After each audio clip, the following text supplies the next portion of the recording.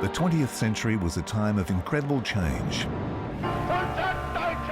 unspeakable horrors, and amazing leaps of scientific discovery. It was a century marked by events that united and divided us, from great feats to great wars, with advancements and setbacks that showed us the power of many, the power of one. I have a dream. A century of revolutions, evolutions, and retributions. We've been cut. A century made by conflicts and crimes, inventions and entertainment, politics, protests, discoveries, and disasters. Oh, humanity. We will count down the 101 events of the 20th century. Their stories form the tapestry of our history and shape the world in which we live.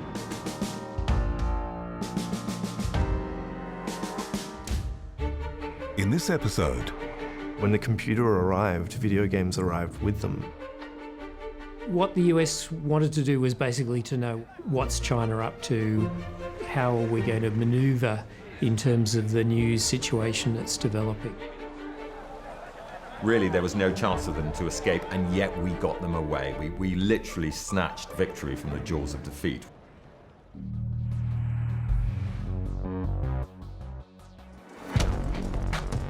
The 20th century was a time of technological innovation. But as the new millennium drew closer, fear that an innocent bug could unravel all electronic systems and communications gripped the world.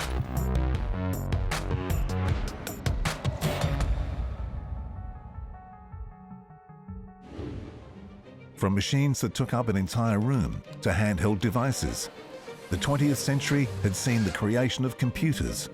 And as technology advanced, they became smaller and more sophisticated.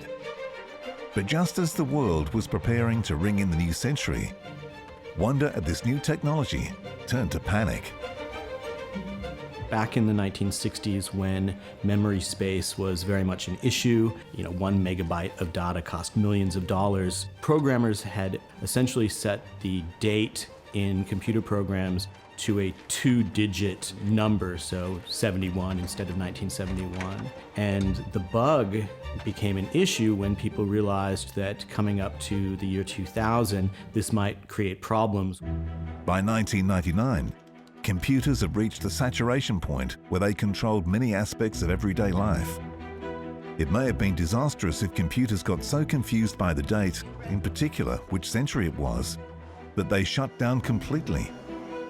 The fear was that computers that were controlling critical infrastructure like power plants, military installations, banks and financial institutions, dams, etc., the power grid, potentially could all be affected by this problem, which was not only a software problem, but also a hardware problem embedded into chips. The media took advantage of the hysteria spreading across the globe. I'm seeing a rather dark forecast. You're going to lose half the population of the planet.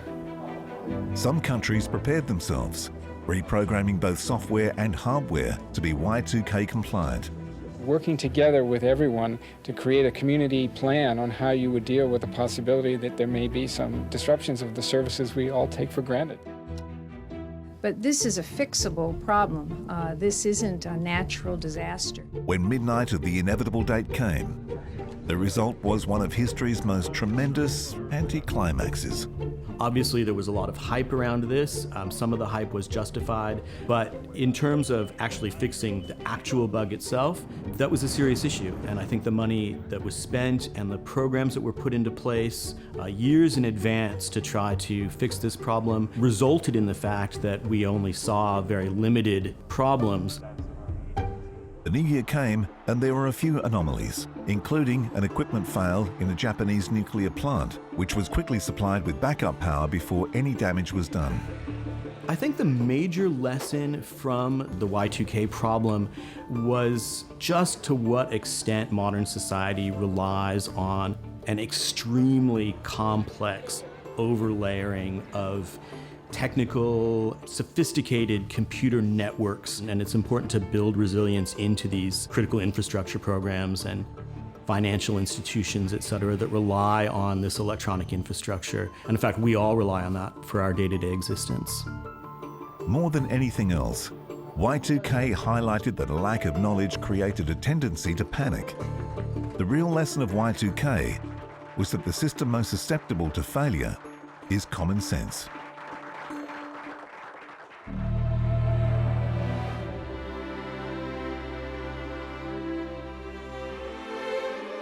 In 1953, Britain gathered together to celebrate a new epoch.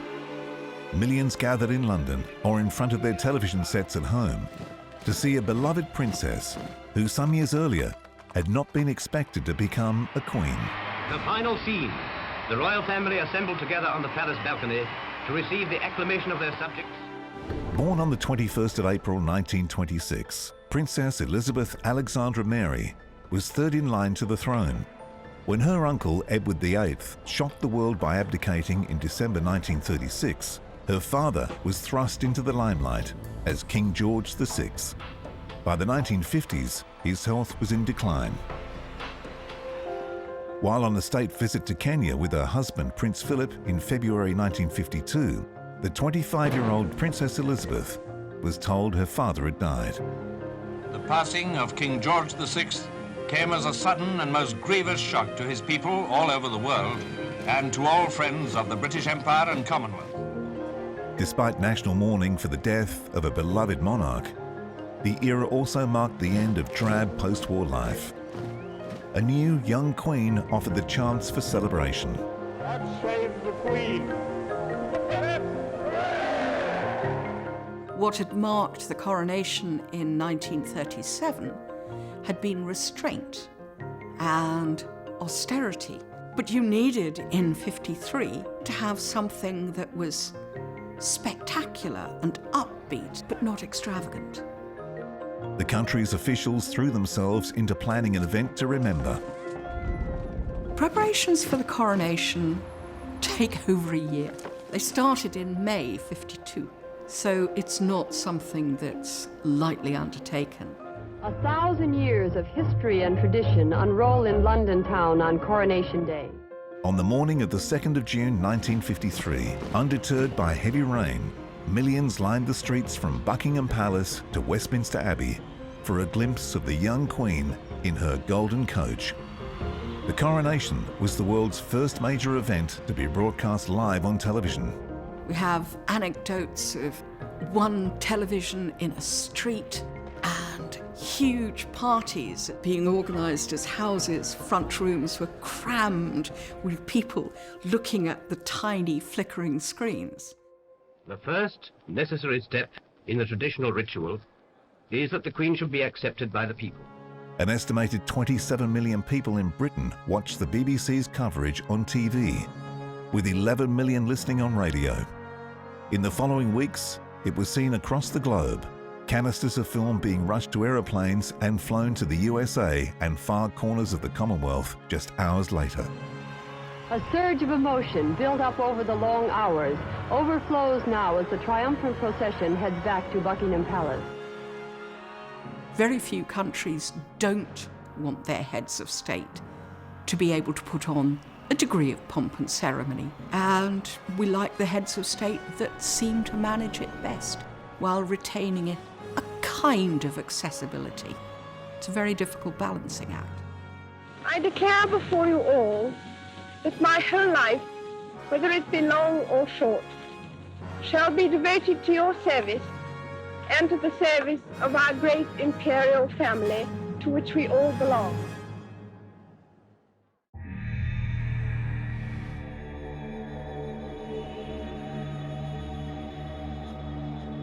Early in the 20th century, it was widely believed that the pyramids of Egypt had long given up all their secrets. But one archaeological wonder was yet to be discovered.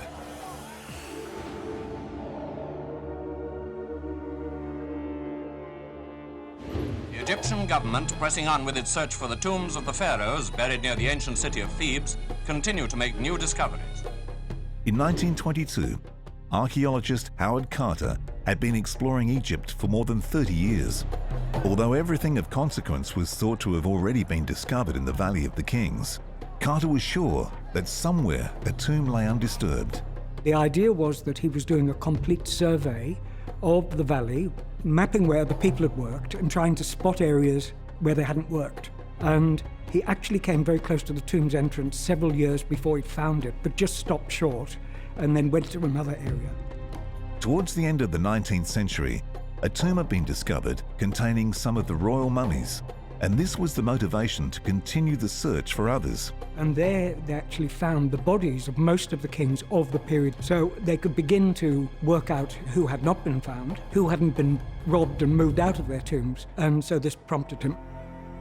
Digging in the dark, Carter's team found stairs that led down to a door of what appeared to be an unmarked tomb. And then when they cleared the rubble, they found a sealed door. And of course, that's when they really got excited and looked in. And what you actually have in the tomb is, I mean, it's literally was packed from floor to ceiling. It had been broken into a couple of times, but those robberies hadn't really, they'd done some damage, but not major. 3 weeks later, they uncovered the tomb of the boy king, Tutankhamun. The pharaoh's cause of death was discovered to be a broken leg, which had become gangrenous. News quickly spread of the discovery. There was a lot of interest, and there had been for, well over half a century and more in Egypt. And so as soon as something like this was found, it really made the headlines. And here's the boy king's golden sarcophagus, lined with plates of solid gold, carved inside and out. Extensive study of the artifacts, X-rays and DNA testing continued for decades after King Tutankhamun's tomb was found. This research has revealed a lot about the 12th pharaoh and consequently a lot about the ancient Egyptians. Tut may have had a short and long-forgotten reign, but since his rediscovery has become one of the most famous pharaohs of Egypt. It's ironic to think that Tutankhamun should be more widely known today than 3,000 years ago when he ruled in the land of the pharaohs. There is this incredible discovery that's never been equaled in Egypt for this type of material, and it's still claimed it has to be one of the most spectacular ever made. After lying hidden for 3,000 years, Tutankhamun has been on display and seen by thousands of people every day. His tomb remains an example of the world's fascination for ancient cultures.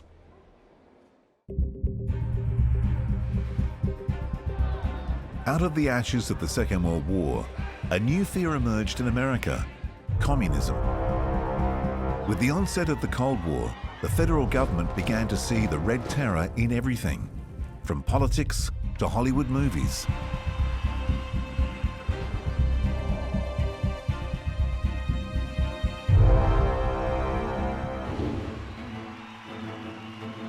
It has been said that some of you are communists. The United States government feared that the rise in support for communism would mean America becoming enslaved by the Soviet Union, two countries with fundamentally different ways of life. There's another concern that was sort of ambient at the time, and that's the sort of concern about state capture. Were there people in positions of power within the United States who might hand over or weaken the United States in such a way that the Soviet Union could take serious advantage of that? In response to the perceived threat, the House of Un-American Activities Committee set to work putting all perceived Reds on trial. The Communist Party of the United States is a fifth column, if there ever was one. Formed in 1945, the committee was created to investigate any citizens or organizations of subversive activity and suspected communist allegiances. In early trials, they focused on their own government. The communists are red fascists. Later, the committee targeted the film industry in the prominent trials of 1947. The new set of trials would be invasive, examining people's personal lives and questioning their loyalty to the country. Members of the film industry were particularly targeted for their ability to influence public opinion. California throughout the 1930s has been a kind of a site of social and political unrest. People were concerned about the film industry. Would they be able to persuade ordinary Americans, for example, that capitalism was bad and that socialism was good? And so those were genuine concerns. While many were subpoenaed, It was the Hollywood 10, a group made up of actors, writers and directors that became infamous for refusing to cooperate, stating their right of free speech. Don't believe you have the right to ask a question of anybody. It's very apparent that you're following the same line of these other witnesses. I am following no line. Which is definitely the communist line. I am using my own head, which I shall continue to do. You're excused. And if you want to make a speech, go out here under one of the big trees and sound off. Their patriotism cost them. They all faced prison time and fines of up to $1,000. They were also put on the blacklist. The careers of many film artists, writers and performers were tainted by such connections. The film industry is also an industry in which contracts are short. You're very vulnerable to things like rumor, gossip, to information that you can't control about yourself and your loyalties. And so if you were behind the curve in moving from wartime sympathy with the Soviet Union to a Cold War hostility, then it was very easy to get associated with the wrong sort of political opinion and to have your career killed as a result. It wasn't until 1960 that the blacklist began truly losing its power. Spartacus was one of the first productions to name a previously blacklisted member of the Hollywood 10, screenwriter Dalton Trumbo, in the credits. The same year, Exodus also listed Trumbo, and an era came to an end. The committee eventually disbanded in 1975, signaling an end to the decades of national fear and paranoia.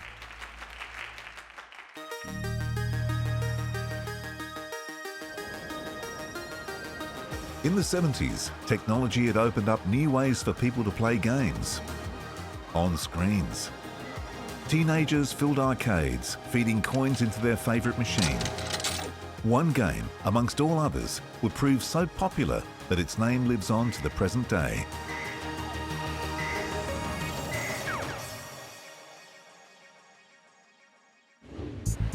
In 1978, the video games industry was struggling to find the right balance between complicated and simple designs. The difficult games were unpopular, the easy layouts quickly imitated by competitors.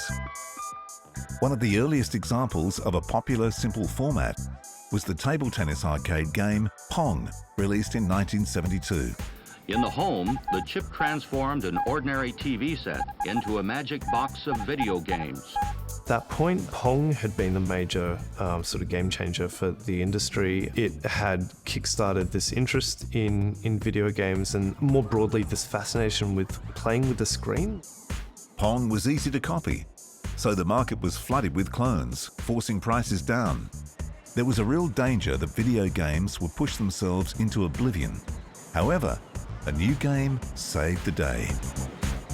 Game designer Tomohiro Nishikado channeled a combination of influences into his new project, Space Invaders. It was an instant sensation, replacing popular pachinko machines in Japanese arcades. It was a battle between you and the computer which increasingly got harder and harder and harder and just never let up. One of the most interesting things about the game is the way that it actually gets faster. Space Invaders was the first Japanese game to be made with microprocessors. And it's actually a result of the hardware, in that as the aliens get destroyed, it frees up processing power so the aliens move faster because the computer can process them more quickly. But it actually results in this beautiful gameplay flow. Space Invaders sold an unprecedented 100,000 units in the first year, and more in the following years. Moving into the home, the game had a great influence on the increased sales of the Atari 2600 console. This was at a point too where there was this real focus on trying to recreate the arcade experience in the home, because it was expensive to go to the arcades, and people started to hope that maybe with consoles like the Atari 2600 you might be able to replicate that experience in your own environment. In the early 80s, concern was rising over the influence Space Invaders and other games was having on the young minds of its players. Now that it was available in the home, players were free to play for as long as they liked. Despite opposition, Space Invaders retained its popularity into the 21st century, its cultural impact earning it a place in the Museum of Modern Art. Video games and video game cultures were incredibly important to the 20th century. I think that, they were the first creative medium, the first art form of digital technology. When the computer arrived, video games arrived with them almost from the beginning, and I think it's impossible to underestimate how significant that was, both for culture, for leisure culture, popular culture, but also for society and technological advancements more broadly.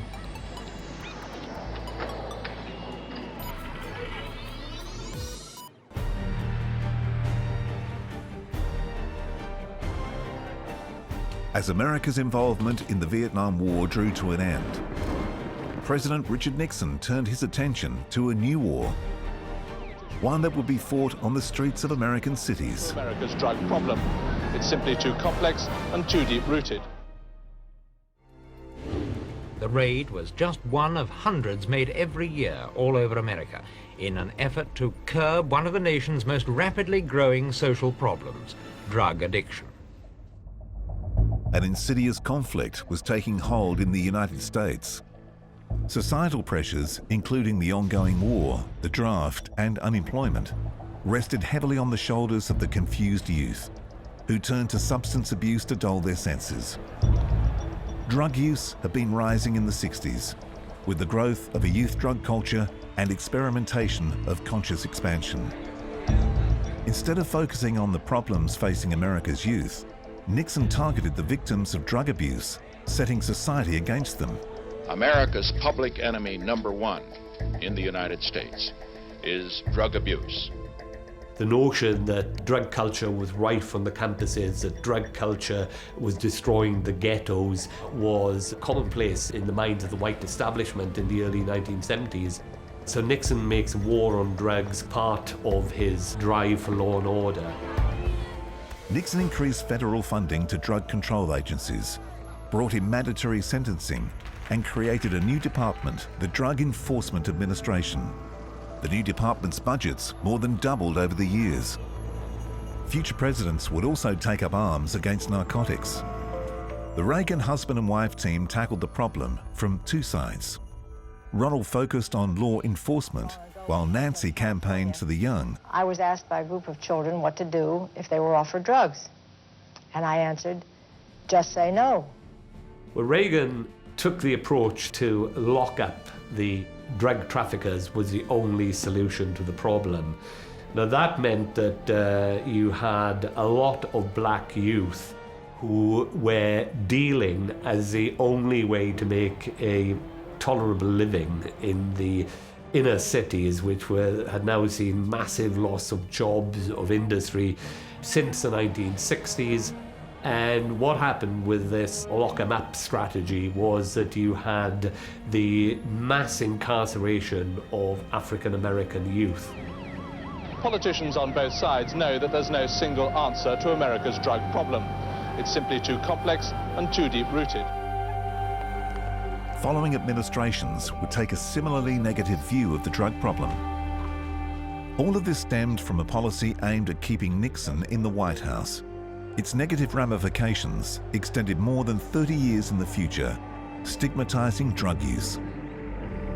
While it is debatable whether drug use was a large-scale problem in mid-century America, it is sure that the administration's harsh response to the situation has created more harm than good.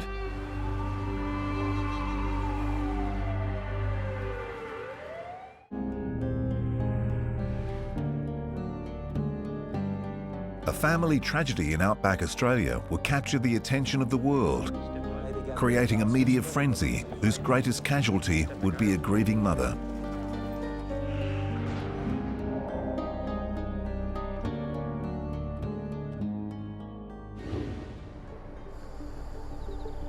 On the 17th of August 1980, Lindy and Michael Chamberlain and their 3 children were camping at the ancient monolith Uluru in the central Australian desert.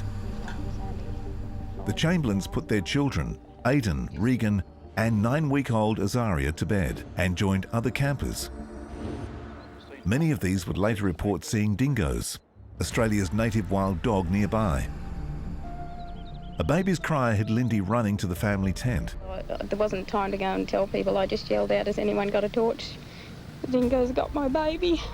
A frantic search by campers and local Indigenous trackers could not find the baby. A week later, her tiny jumpsuit was recovered, showing incisions around the neck. The matinee jacket she had been wearing was gone.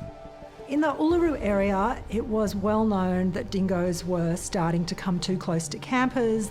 So in the immediate aftermath of Azaria's being taken, the view in the local vicinity was that she had been taken by a dingo. Sympathy soon turned to suspicion. Police discounted Lindy's account, claiming a wild dog could not carry a baby in its mouth. 6 months after Azaria's disappearance, an inquest ruled the likely cause was a dingo attack. I further find that neither the parents of the child nor either of their remaining children were in any degree whatsoever responsible for this death. Yet police disputed the finding. Key evidence were the incision marks on the jumpsuit and a contentious forensic report of bloodstains in the car. And that evidence sparked a second coronial inquest, and there was a very adversarial approach that was taken by the Northern Territory government at that second coronial inquest. When that coronial inquest closed, the coroner recommended that the Chamberlains be charged with murder. Lindy was convicted of murder on the 29th of October 1982. She was sentenced to life imprisonment. Michael was found guilty as an accessory and given an 18-month suspended sentence. The Chamberlains' trial wasn't just taking place in a law court.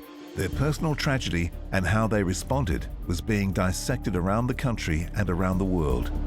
I think it's probably fair to say that the Chamberlains were unusual characters in the public imagination, and there was suspicion about whether grieving parents would behave in the way that they behaved. Of course, today we understand that there are all different ways to grieve the loss of a child, and that the way one performs in public might be quite different to the way one feels in private. In early 1986, 3 years into Lindy's life sentence, an English tourist died from a fall on Uluru. As police searched the area, they discovered a small item of clothing in a dingo lair. It was identified as Azaria's missing matinee jacket. Lindy was immediately released and the case reopened. The real fight for justice is only just starting. You might think it's nearly finished, but believe me, it's only just beginning. 2 years later, all convictions against the Chamberlains were overturned. A third inquest in 1995 ruled the cause of Azaria's death was unknown. And it was only the final inquest in 2012 that found a dingo responsible for her death. So that is now the legal position, and the Chamberlains' convictions have been quashed. The cause of her death was as the result of being attacked and taken by a dingo. As a result of the case, more rigorous forensic standards were introduced in Australia.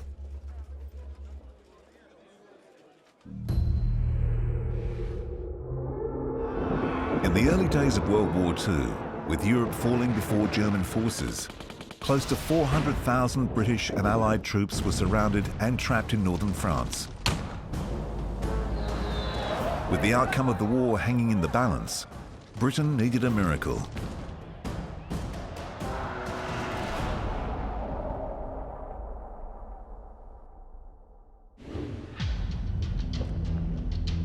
Germany's blitzkrieg tactics, the Lightning War, saw Poland, Holland, Denmark and Luxembourg fall quickly. The shadow of the conquering German armies covered Western Europe. The self-styled master race was riding high. Hitler and his generals turned their attention towards invading Belgium and France. German tanks and troops stormed through, pushing Allied forces back to the coastline in May 1940 to the town called Dunkirk. The British and French forces were very much taken by surprise. It was a blitzkrieg that led to German forces getting to the coast incredibly quickly, and that meant that effectively the British and French armies were effectively cut in two, with the best of those armies in Belgium completely encircled. And they had only one option, either to break out to the south or to head to the coast and try and evacuate there. Winston Churchill, newly appointed as Britain's Prime Minister, ordered the Royal Navy to evacuate Allied soldiers in Operation Dynamo. On the first day, around 200,000 soldiers waited their turn to move onto the Dunkirk Mole, a long stone and wooden jetty on the edge of the port. Naval ships would not enter the shallow waters, so help was needed to ferry the men from the beach. A call was sent out across Britain for as many vessels as possible to assist, including small craft that could get close to the waiting soldiers in the shallow waters. Every kind of small craft, destroyers, paddle steamers, yachts, motorboats, rowing boats, have sped here to the burning ruins of Dunkirk to bring off the gallant British and French troops. There's a bit of a myth that everyone was taken off by these little ships because the majority were taken off by the moles by the Royal Navy. But these little ships undoubtedly had an effect. From the 26th of May to the 4th of June, over 900 Royal Navy ships and civilian vessels evacuated more than 330,000 stranded troops, far above what military authorities had believed possible. 700 civilian boats made multiple trips to fetch more troops from the beach, often with enemy bombs raining down on them. Despite evacuating more than 330,000 personnel, including Polish, French and Belgian nationals, around 68,000 British troops were captured or killed. The largest military evacuation in history. The Dunkirk spirit came to represent British endurance in the face of adversity. There was a wonderful propaganda benefit from saying, look, you know, the Germans had our troops trapped. Really, there was no chance of them to escape, and yet we got them away. We literally snatched victory from the jaws of defeat. But there was a much more practical significance, and that is that the professional British Army, which was effectively at Dunkirk, we got back to the UK. And without their professionalism and without their know-how, the British Army thereafter for the rest of the Second World War wouldn't have been anything like as effective.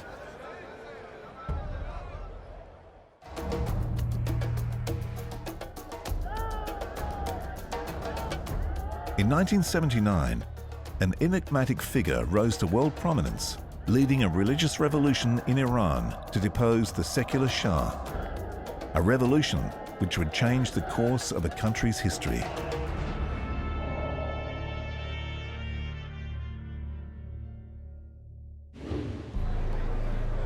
Iran had experienced ruling tensions since the 1940s. The British-backed Shah saw himself as a successor to the great Persian kings of the ancient world, living a glamorous and extravagant life. The Shah's reign became increasingly at odds with the population, his lavish lifestyle provoking protests that economic reforms only benefited the elite, while attempts to westernize Iranian culture angered conservative religious leaders. If you go to Iran and you see how the royal family had lived before the revolution, you can kind of understand why there was a lot of anger and why there was support from some people for that in the first place, because, you know, there was a tremendous amount of corruption, of wealth. A vocal critic was the exiled Shiite cleric Ayatollah Khomeini, who broadcast to his supporters from France. As the Shah's regime became increasingly repressive, riots in 1978 developed into a state of virtual civil war. Thousands took to the streets in Tehran, destroying symbols of westernization like banks and liquor stores. In December, soldiers mutinied, attacking the Shah's security officers.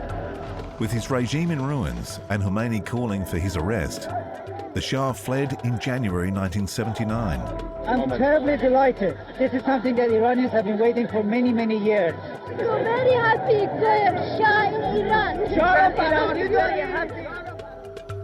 Khomeini returned to Iran, and his revolutionary forces seized control of the country, creating an Islamic republic.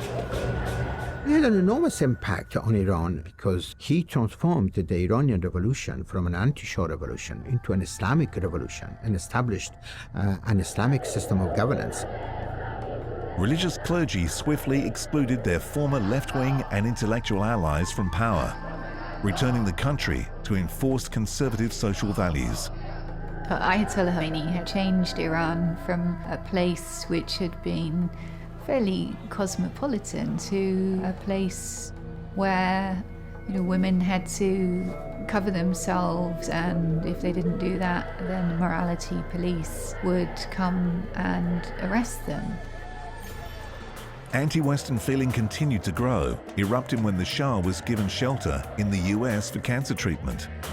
Thousands protested in the streets each day, demanding his return to face trial for his crimes.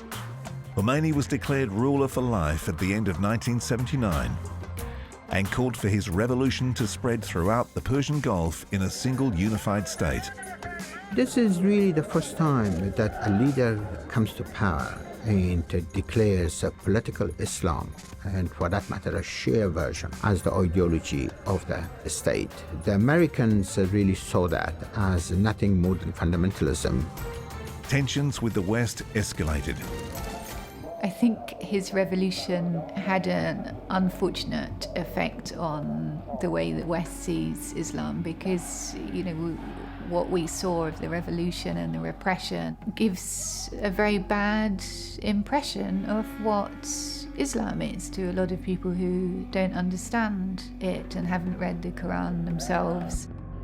Iran's 1979 revolution had lasting effect, with increased tensions between Sunni and Shia Muslims and anti-Western sentiment growing ever stronger in the Middle East.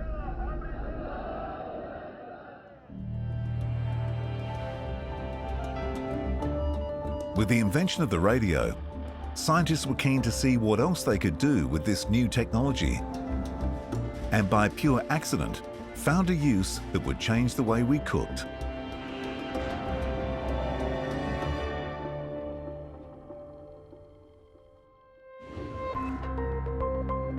The microwave was born because self-taught scientist Percy Spencer had a habit of carrying food in his pocket. Percy had done marvelous work increasing magnetron production during the war, and his team were eager to discover further uses for the machine.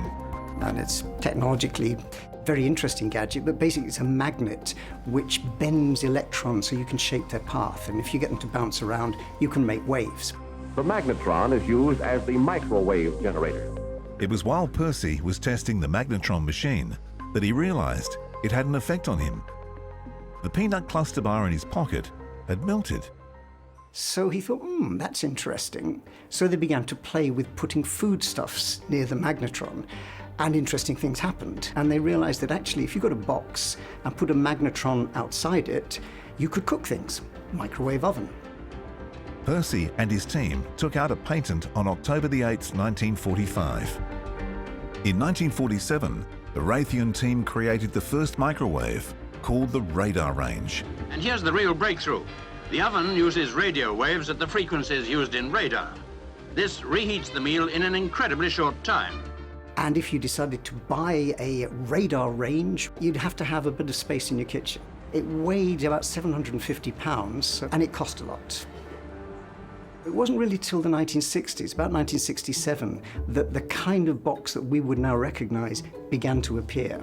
And it took the domestic world by storm. This was a new gadget, so lots of enthusiasm for that. The convenience of frozen food began to take off in home cooking with the arrival of the much smaller countertop model in 1967 at a more manageable price of $495. A new age of TV dinners and easy cooking was dawning. What we began to find was that you could invent prepackaged meals that you could simply heat up, which meant people could live busier lives, less time spent in the kitchen cooking.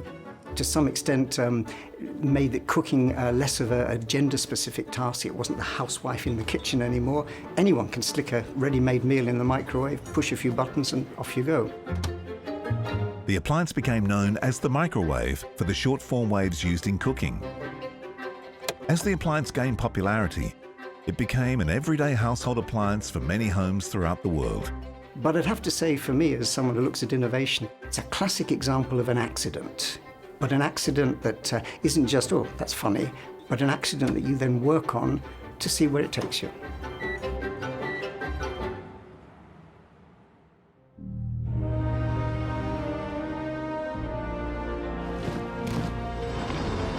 There were more than two sides to the Cold War.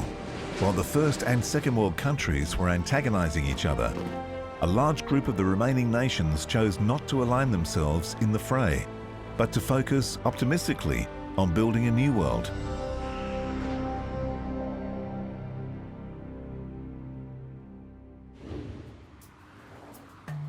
In the wake of the Second World War, countries formed new leaderships, new alliances, and new enemies.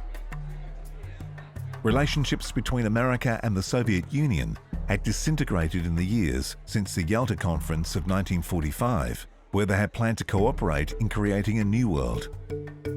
In April 1955, the Third World came together at the Bandung Conference in Indonesia to discuss issues that concerned them all. The idea of the Bandung Conference was that this was part of the idea of the Third World, that there should be a bloc that was outside of what the USSR, the communist sphere, and the USA were doing. Attendance was made up of 29 countries from Asia, the Middle East, and Africa. The aims of the conference were quite complicated because the big agenda was independence. So they were campaigning for things like Algerian independence and the Palestinian cause. South Africa was also a big part of the agenda. There was another emphasis during this conference, and that was the end of the old order of colonisation. Many countries were gaining their independence and pushing for others to join them. In the Royal Palace at Amsterdam, the transfer of sovereignty, creating a new independent republic, the United States of Indonesia, has been completed. Colonisation was expressly denounced as the developing Third World sought to pull itself out from under old regimes. Deciding the guest list to the conference was a contentious issue in itself. Nothing could be decided in Asia without China, but the other nations were unsure of the stance China would take as a communist country when it arrived at the conference. The United States were tying itself up in strategic knots over the role communism would play in the conference. What the US wanted to do was basically to know what was going on. They were suspicious, so the US was really focused on what's China up to, how are we going to manoeuvre in terms of the new situation that's developing. Ultimately, they needn't have worried. China didn't push its own agenda, instead promoting unity and cooperation. The 1955 conference was a triumph for the 5 sponsoring nations: Burma, Indonesia, Pakistan, Sri Lanka, and particularly India. But within a few decades, the spirit of Bandung had waned, and efforts to repeat the event has met with limited success in the 21st century. The Bandung Conference was unique for the scope of its agenda. It would set a strong direction for world politics in the years to follow. Bandung is seen as the starting point for the non-aligned movement, but in some ways it's the end point of a particular kind of international socialist agenda, and that it's the point at which a number of different countries split off and go their own way. The legacy is the idea that you can have a separate agenda, that you don't just have to follow the Cold War polarisation of USSR versus the West, that there were other ways to advance the cause of developing countries.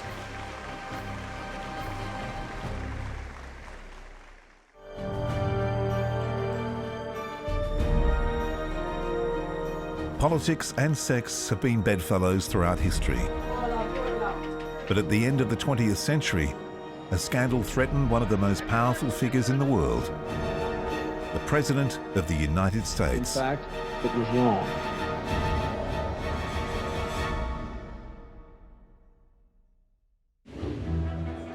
Bill Clinton was elected the 42nd President of the United States in 1993 at the age of 46. The first president from the baby boomers generation, he had a high public approval rating from the beginning of his official term. Clinton's first term is very, very difficult to characterize. It's neither a success nor a failure. But what is happening at the same time is that the economy is recovering from the 1991 recession very nicely. That is largely due to the low interest policies of the Federal Reserve. But because Clinton is president, he can claim credit for a recovering economy, and he goes into the 1996 election as the president of prosperity. We're in the midst of the longest economic expansion in history. More than 22 million new jobs, the lowest unemployment in 30 years, the lowest female unemployment in 40 years. Yet Clinton's legacy would be forever linked with sex scandals from his time in office. In 1995, President Clinton began an affair with 22-year-old White House intern Monica Lewinsky. By 1998, details of the Lewinsky affair were being reported in the media. Clinton, standing beside his wife at the White House, gave a press conference denying the allegations. I did not have sexual relations with that woman. Despite the denial, the rumors refused to die down. But Lewinsky remained silent. Speculation began to occur on whether Clinton would be impeached. A standing US official could be formally charged with treason, bribery, or other high crimes and misdemeanors under Article 2 of the United States Constitution. Clinton, by any standards, behaved very, very foolishly and very badly for a president, sullied the office. Without doubt, he lied. But whether these were grounds for impeachment is highly questionable. In July 1998, Lewinsky was given total witness immunity in exchange for grand jury testimony about her relationship with Clinton. The most damning evidence was a stained dress. The president publicly admitted the affair a few weeks later. Indeed, I did have a relationship with Miss Lewinsky that was not appropriate. In fact, it was wrong. For her part, Lewinsky was vilified. The scandal would cling to her, forcing her from public life for more than a decade. Clinton was now forced to face impeachment proceedings, the first in 130 years. It was based on two charges, one of perjury and one of obstruction of justice in connection with the sexual affair. The White House chose to deal with the issue by going about business as usual. Clinton, in early 1998, delivered the State of the Union address shortly after the Lewinsky scandal has become public knowledge. And in it, he glorifies the economy, which is now going into overdrive in terms of prosperity, job creation, and low inflation. It was very fortunate for Clinton that Americans decided that his foibles were personal ones rather than public ones, and that Clinton deserved kudos for the economy. On the 12th of February 1999, the country heard the House's ruling. The motion had failed. Clinton was acquitted and remained in office, serving to the end of his second term in 2001. He left office with the highest approval rating of any US president since the Second World War.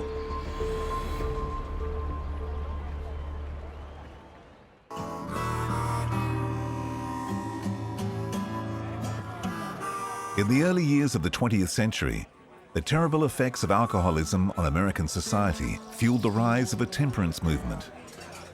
One that became so powerful it would influence government policy and usher in an era defined by its flappers, gangsters, and speakeasies.